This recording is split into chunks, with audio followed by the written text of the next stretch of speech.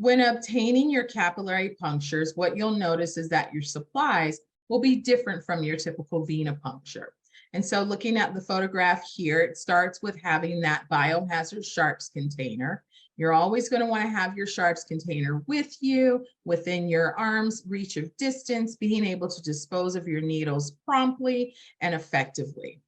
Of course, we're going to use our PPE. So we see gloves in the photograph here, an alcohol pad for cleansing, gauzes for applying pressure if necessary.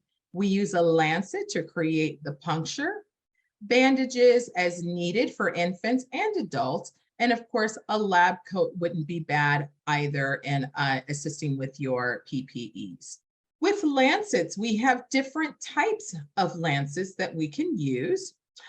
First, what is a lancet used for? Well, it's used to obtain small samples of blood. They come in different components. There can be spring-loaded or they're manual. This would be a manual lancet here.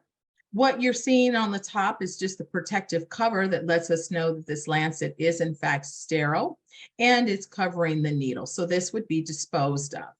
The patient or the CCMA that's using this lancet would then need to apply their own level of pressure to be able to create that puncture needed.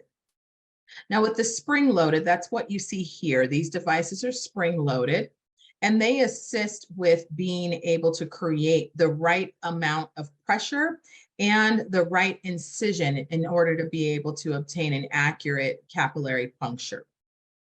Needle sizes do vary. And the needles, of course, just like any other needle, we would only use it once.